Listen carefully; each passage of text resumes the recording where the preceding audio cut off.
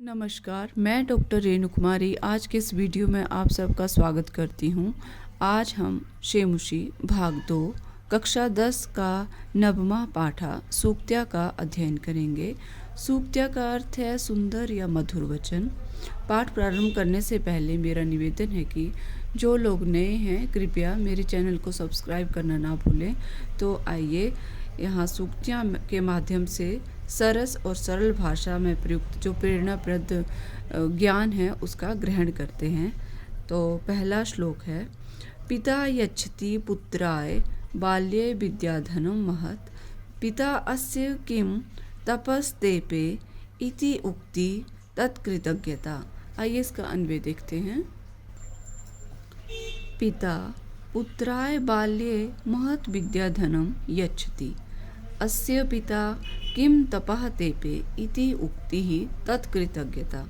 इसका अर्थ है कि पिता पुत्राय बाल्ये, पिता अपने पुत्र को बचपन में ही महत् विद्याधनम यच्छति, विद्या रूपी महान धन देता है।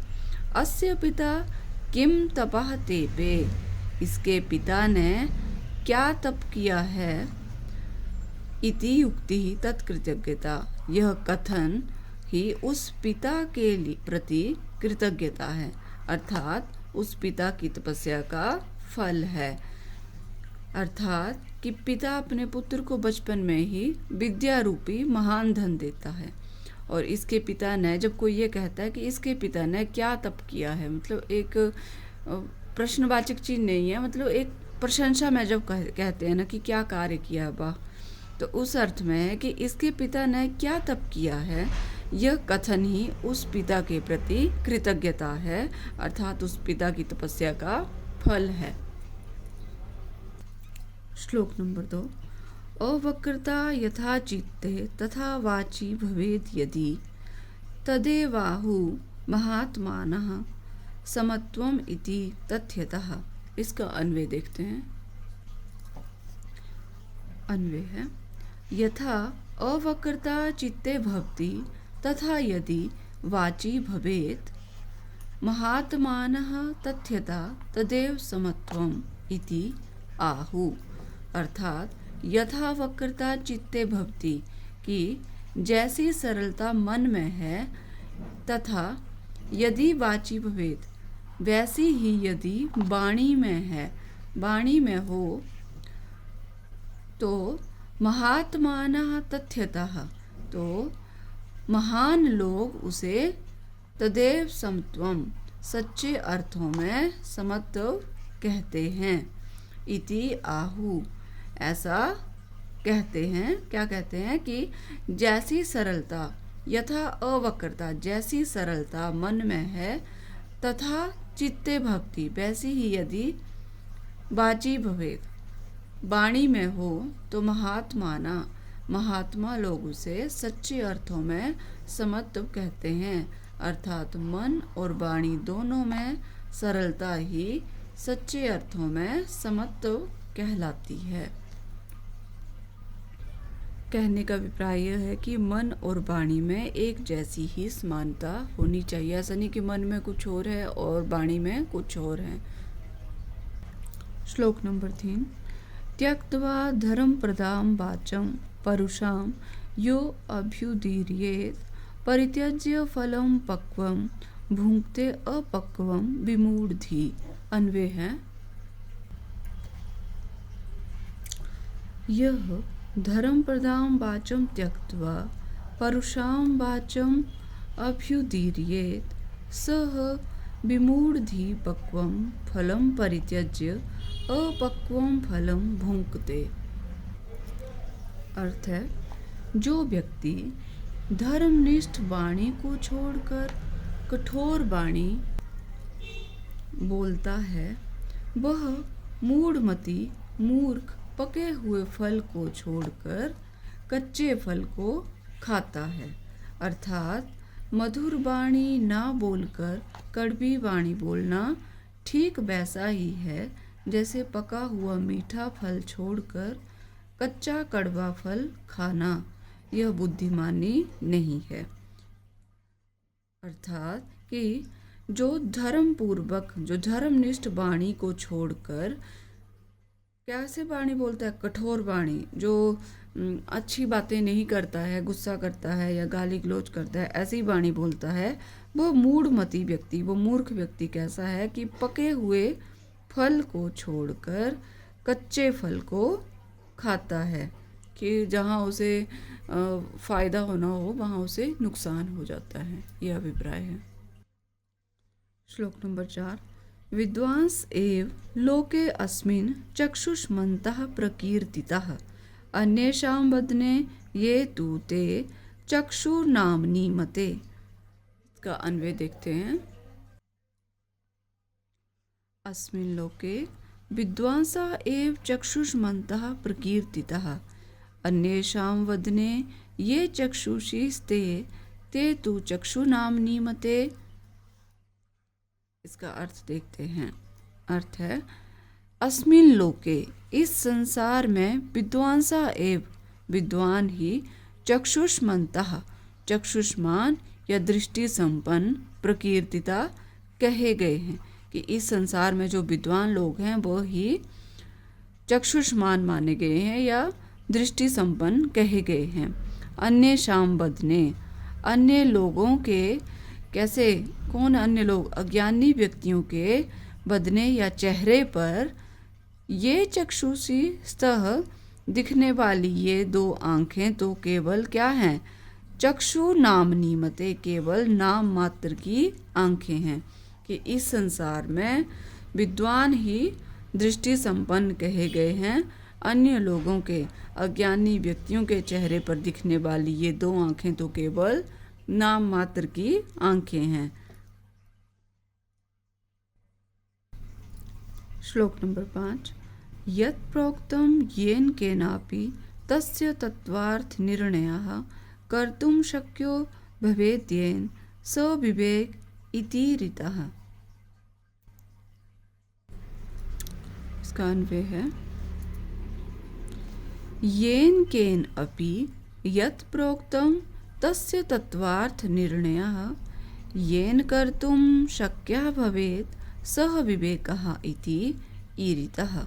इसका अर्थ है कि येन केन अपि, जिस किसी के द्वारा, यत् प्रोक्तम, जो कुछ भी कहा गया है, तस्य तत्वार्थ निर्णय, उसके वास्तविक अर्थ का निर्णय या विवेचन, येन कर्तुम शक्य, जिसके द्वारा किया जा सकता है, स विवेकः इति ईरितः, उसे ही विवेक कहा गया है। अर्थात जिससे वक्ता की बातों का वास्तविक अर्थ, मन के भाव, उचित अनुचित आदि का ज्ञान होता है, वही विवेक है। अर्थात जिस किसी के द्वारा जो कुछ भी कहा गया है, उसके वास्तविक अर्थ का निर्णय या विवेचन जिसके द्वारा किया जा सकता है, उसे ही विवेक कहा गया है। अर्थात जिससे वक्ता की बातों का वास्तविक अर्थ या मन के भाव, उचित अनुचित आदि का ज्ञान होता है, वही विवेक है। ऐसा नहीं है कि कई बार हम किसी से ऐसी बात बोल देते हैं गुस्से में कि सामने वाले को लगता है कि हमारा बुरा चाहते हैं, जबकि उसके कहने के पीछे अभिप्राय क्या होता है, सामने वाले की भलाई होती है। कि कहीं अभी गुस्से में कहा हुआ ठीक रहता है, बाद में पछताने से कि हमने टोका नहीं, हम चाहते, हमें लग रहा था कि जो बात गलत है वो हमने उसे समझा ही नहीं, तो सामने वाला जो गलत होता है उसे यही लगता है कि ये हमारा बुरा चाहते हैं। तो इसका निर्णय कैसे होता है, विवेक से, कि इसके कहने का अभिप्राय अगर हमें डांट रहे हैं तो इसका मतलब ये नहीं कि हमारा बुरा चाहते हैं, इसके पीछे हमारी भलाई छुपी हुई है, ये अभिप्राय है। श्लोक नंबर 6। वाक्पटु धैर्यवान मंत्री सभायाम अपि कातरः स केनापि प्रकारेण परैर् न परिभूयते। यह मंत्री वाक्पटु धैर्यवान सभायाम अपि अकातरः सः परैः केनपि प्रकारेण न परिभूयते। अर्थात कि यह मंत्री जो मंत्री कैसा है? वाक्पटु, बोलने में चतुर, धैर्यवान, धैर्य धारण करने वाला, सभायाम अपि अकातरः, तथा सभा में भी निडर रहता है। अकातरा होता है निडर। वह सह परई केनपि, वह शत्रुओं द्वारा किसी भी प्रकारेण न परिभूयते, किसी भी प्रकार से पराजित अथवा तिरस्कृत नहीं होता है। अर्थात ऐसे मंत्री की सदा विजय होती है। कि अभिप्राय है कि जो मंत्री बोलने में चतुर है और जो धैर्यवान है, धैर्य धारण करने वाला है, और सभा में भी, भीड़ में भी जो निडर रहता है, वह शत्रुओं द्वारा किसी भी प्रकार से, वो किसी भी प्रकार से पराजित अथवा तिरस्कृत नहीं होता है। अर्थात ऐसे मंत्री की सदा विजय ही होती है। य इच्छत यात्मना श्रेया प्रभुतानि सुखानि च न कुर्यात् हितं करम स परेभ्य कदापि। ये श्लोक नंबर 7 है। इसका अन्वय देखते हैं। यह आत्मना श्रेया प्रभुतानि सुखानि च इच्छति सह कदापि च परेभ्य हितं करम न कुर्यात्। अर्थात कि यह आत्मना श्रेया प्रभुतानि, जो व्यक्ति अपना श्रेया प्रभुतानि, कल्याण चाहता है, सुखानि च इच्छति, तथा अनेक सुखों की इच्छा करता है या कामना करता है, सह कदापि च, वह दूसरों के लिए परेभ्य अहितम कर्म न कुर्यात्, वह दूसरों के लिए कैसा? अहितम, कल्याणकारी, मतलब अकल्याणकारी कार्य या बुरे कर्म कभी ना करे। अभिप्राय यह है कि जो व्यक्ति अपना कल्याण चाहता है और अनेक सुखों की भी इच्छा रखता है, वह दूसरों के लिए कभी भी अकल्याणकारी या बुरे काम कभी ना करे। यह इसका अभिप्राय है कि आप यदि औरों का अच्छा करेंगे तो आपका भी अच्छा ही होगा। श्लोक नंबर 8। आचारः प्रथमो धर्म इत्येतद् विदुषां वचः तस्मात् रक्षेत् सदाचारं प्राणे भयो अपि विशेषतः। आइए इसका अन्वय देखते हैं। आचारः प्रथमः धर्म इति एतद् विदुषां वचः तस्मात् प्राणेभ्यः अपि सदाचारं विशेषतः रक्षेत्। अर्थात आचारा प्रथमा धर्म, कि श्रेष्ठ आचरण सदाचार ही प्रथम धर्म है, पहला धर्म है। एतद् विदुषां वचा, ऐसा विद्वानों का वचन है। तस्मात् प्राणेभ्यः अपि, इसलिए प्राणों से बढ़कर भी सदाचारम विशेषता रक्षेत, सदाचार की रक्षा विशेष रूप से करनी चाहिए। अभिप्राय है कि अच्छा आचरण, ये सदाचार ही पहला धर्म कहा गया है। किसके द्वारा? विद्वानों के द्वारा। सदाचार ही पहला धर्म है, इसलिए प्राणों से भी बढ़कर सदाचार की रक्षा विशेष रूप से करनी चाहिए। ये हैं इस पाठ से संबंधित शब्दार्थ। विद्यार्थी इनका अध्ययन अवश्य करें, इससे पाठ को समझने में आसानी होगी। आइए अब प्रस्तुत पाठ का अभ्यास करते हैं। प्रश्न नंबर 1। प्रश्नानाम उत्तरम एक पदेन दीयताम। दिए गए प्रश्नों का उत्तर एक पद में दें और ये मौखिक अभ्यास के लिए है। क पिता पुत्राय बाल्ये किम यच्छति। पिता पुत्र के लिए बचपन में क्या चाहता है, क्या देता है? विद्या धनम।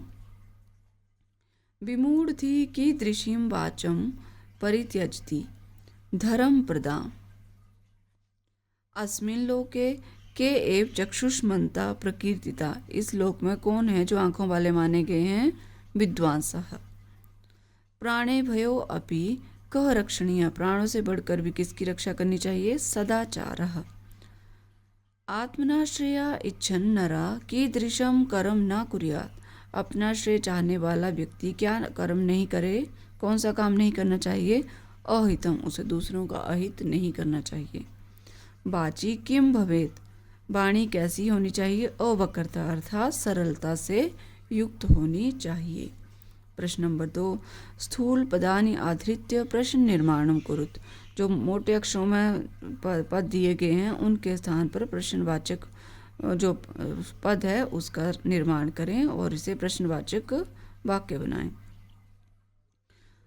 इसमें उदाहरण भी दिया है, विमूढ़धि पक्वम फलम परित्यज्य अपक्वम फलम भुंक्ते, कि मूर्ख लोग कैसे फल को छोड़कर, पके हुए फल को छोड़कर कच्चे फल को खाते हैं। तो यहाँ प्रश्न होगा कह, विमूढ़धि के स्थान पर आएगा कह पक्वम फलम परित्यज्य अपक्वम फलम भुंक्ते, और प्रश्नवाचक वाक्य चिन्ह क है, संसारे विद्वांसा ज्ञान चक्षु भी नेत्रवंतः कथ्यन्ते, कि संसार में विद्वान लोगों को ही चक्षुष्वान कहा गया है। तो के विद्वांसा के स्थान पर आएगा के, संसारे के ज्ञान चक्षु भी नेत्रवंतः कथ्यन्ते, और प्रश्नवाचक चिन्ह ख, जनकेन सुताय शैश्वे विद्याधनम दीयते, यहाँ सुताय के स्थान पर आएगा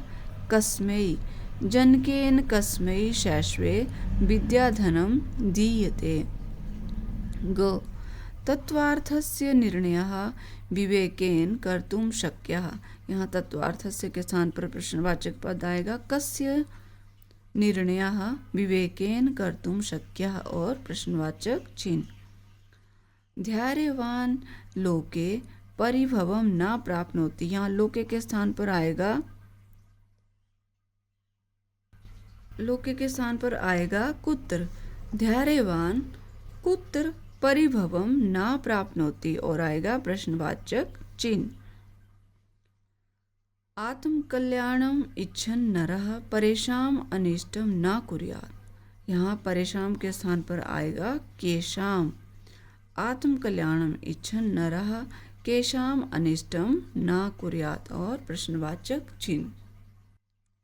प्रश्न नंबर 3, पाठात् चित्वा अधोलिखितानां श्लोकानां अन्वयम् उचित पद क्रमेण पूरयेत्, पाठ से चुनकर नीचे लिखे गए श्लोकों का जो अन्वय है उचित पद क्रम के अनुसार पूरा करें।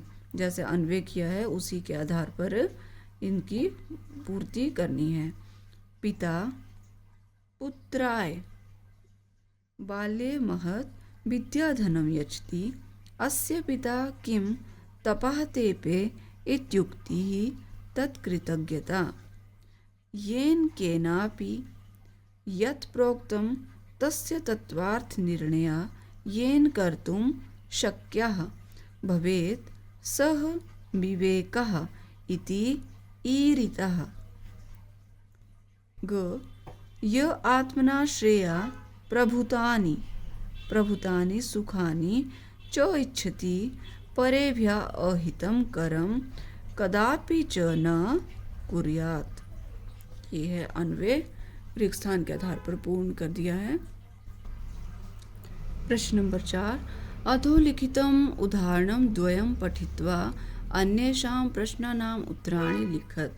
नीचे जो 2 उदाहरण दिए गए हैं, एक श्लोक नंबर 3 है और एक श्लोक संख्या 7 से, इनके आधार पर उत्तर देना है। मतलब क का जो उत्तर है वो श्लोक के नंबर 3 से पढ़ के देना है। तो क है यथा सत्या मधुरा च वाणी का, कि सत्य और मधुर वाणी कैसी होती है, धर्म प्रदा, ये इन्होंने बताया उदाहरण। तो इसका क है धर्म प्रदाम वाचम कह त्यजति विमूढ़धि, मूर्ख लोग जो है धर्म पूर्वक वाणी को छोड़ देते हैं। मूढ़ा पुरुषः का वाणी वदति परुषाम, कठोर वाणी बोलते हैं मूर्ख लोग। ग, मंदमति कीदृशं फलम खादति, जो कैसे होते हैं मूर्ख लोग, वो कैसा फल खाते हैं, अपक्वम, कच्चा फल खाते हैं। ख है श्लोक संख्या 7 से इसके उत्तर देना है। तो इसका उदाहरण है बुद्धिमान नरा किम इच्छति, बुद्धिमान लोग क्या चाहते हैं, आत्मना श्रेया, अपना कल्याण। इसका क है कियन्ति सुखानि इच्छति प्रभुतानि, मतलब अनेक सुखों की इच्छा। सह कदापि किम ना कुर्यात् वह कभी भी क्या ना करे, अहितम करम अर्थात बुरे काम कभी ना करे। स के भ्या अहितम ना कुर्यात, वो दूसरों का क्या कैसे ना करे, इसका उत्तर है परे भ्या, वह दूसरों का अहित या बुरा ना करे। प्रश्न नंबर 5, मंजूषायाः तद्भावात्मक सूक्ति विचित्य अधोलिखित कथनानां समक्षम लिखत। मंजूषा में दी गई सूक्ति के जो सूक्तियां हैं उन्हें दी हुई सूक्ति के आधार पर लिखें। तो मंजूषा में जो सूक्तियां हैं वो दिखा देती हूँ। ये है मंजूषा और इसमें विभिन्न सूक्तियां दी गई हैं। तो इसके आधार पर हमने दी हुई सूक्ति का उससे मिलती जुलती सूक्ति हमने लिखनी है।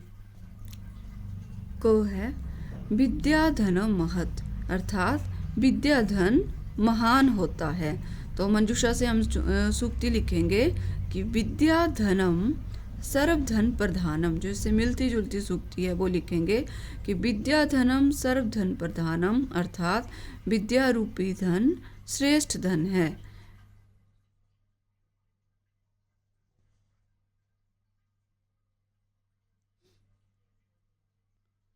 विद्याधनम सर्वधन प्रधानम, अर्थात विद्या रूपी धन सभी धनों में प्रधान होता है। दूसरी सूक्ति लिखेंगे विद्याधनम श्रेष्ठम तन्मूलम इतरधनम, अर्थात जो विद्या रूपी धन है वो श्रेष्ठ धन है और तन्मूलम इतरत, इसके अतिरिक्त कोई भी धन नहीं है, यही धन सर्वश्रेष्ठ है। ख आचारः प्रथमो धर्म, श्रेष्ठ आचरण ही पहला धर्म है। तो इससे मिलती हुई सूक्ति है आचारेण तु संयुक्तः संपूर्ण फल भाग भवेत, अर्थात आचारेण तु संयुक्ता, श्रेष्ठ आचरण से युक्त व्यक्ति ही सभी फलों का भोग करता है। आचार प्रभवो धर्मः संतश्च आचार लक्षणः, कि आचरण से ही धर्म उत्पन्न होता है और संत आचरण से ही धर्म उत्पन्न होता है और संत अच्छे आचरण के लक्षण वाले होते हैं। ग चित्ते वाची च अवक्रता एव समत्वम, कि मन और वाणी में सरलता ही समत्व है। सूक्ति है मनसी एकम वचसी एकम कर्मणि एकम महात्मना, कि महात्माओं के मन में वचसी एकम वाणी एक है, महात्माओं के मन में वाणी पर और कर्म में एक ही बात रहती है। समबो मनासी जानताम, दूसरी सूक्ति हमने लिखी है कि समबो मनासी जानताम, कि हम सब के मन एक जैसे हों। ये है प्रश्न नंबर 5। प्रश्न नंबर 6 अधोलिखितानां शब्दानां पुरतः उचितम विलोम पदम कोष्ठकात् चित्वा लिखत, कि नीचे लिखे गए शब्दों के सामने उचित विलोम शब्द लिखना है। कहाँ से? कोष्ठकात् चित्वा, ये कोष्ठक दिया गया है, यहाँ से चुनकर, ये ब्रैकेट जो है कोष्ठक कहते हैं इसे, यहाँ से चुनकर हमने विलोम शब्द लिखना है। 3 है, इनमें से जो उचित होगा वो लिखना है। पक्वाह पका हुआ, अपक्वाह कच्चा, विमूढ़ी मूर्ख, सुधी बुद्धिमान, यहाँ से लिख रहे हैं। कातरा डरपोक, डरपोक होता है, और अकातरा निडर। कृतज्ञता कृतघ्नता, कृतघ्नता कृतज्ञता होता है किए हुए उपकार को मानने का भाव, और कृतघ्नता जो किए उपकार को ना माने। आलस्यम उद्योगः। परुषा कोमला, परुषा मतलब कठोर और इसका विलोम है कोमल। दूसरा भाग है अधोलिखितानां शब्दानां त्रयः समानार्थका शब्दा मंजूषाया चित्वा लिख्यन्ताम्। पहले था विलोम शब्द लिखना, अब समानार्थक शब्द लिखने, और वो भी एक नहीं 3-3, और कहाँ से लिखने हैं? मंजूषा से चुनकर।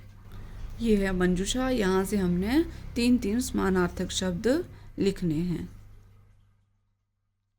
प्रभूतम का समानार्थक है भूरि, विपुलम, बहु। श्रेया शुभम, कल्याणम, शिवम। चित्तम मनः, मानसम, चेतः। सभा संसद, सभा परिषद। ये हैं सभा के समानार्थक। चक्षुष नयनम, लोचनम, नेत्रम। ये हम मंजूषा से चुनकर लिख रहे हैं। मुखम वदनम, आननम, वक्त्रम। प्रश्न नंबर 7। अधः तात् समास विग्रह दीयन्ते तेषां समस्त पदानि पाठ आधारेण दीयन्ताम। कि नीचे जो समास विग्रह दिए गए हैं, ये विग्रह हैं, उनके जो समस्त पद लिखने हैं वो कैसे पाठ के आधार पर दिए हुए समास के आधार पर लिखने हैं। तो ये उदाहरण सामने लिखा होगा कि कौन सी विभक्ति में कौन सा समास है, वो उसके आधार पर लिखना है। तत्वार्थस्य निर्णय समस्त पद है। तत्वार्थ निर्णय षष्ठी तत्पुरुष के आधार पर लिखना था। वाची पटु सप्तमी तत्पुरुष के आधार पर वाक पटु। धर्मम प्रददाति इति ताम धर्म प्रदाम। न कातरः न तत्पुरुष समास में होगा अकातरः। न हितम न तत्पुरुष में आएगा अहितम। महान आत्मा येषाम बहुव्रीहि में आएगा महात्मानः। विमूढ़ाधि यस्य सः विमूढ़धि बहुव्रीहि में आएगा। ये है हमारा पाठ सूक्तियाँ। मैं आशा करती हूँ आपको मेरा बनाया हुआ वीडियो अवश्य पसंद आएगा। यदि आपको मेरा बनाया वीडियो अच्छा लगे कृपया लाइक, शेयर और सब्सक्राइब करना ना भूलें। मिलते हैं नेक्स्ट वीडियो में, तब तक के लिए धन्यवाद।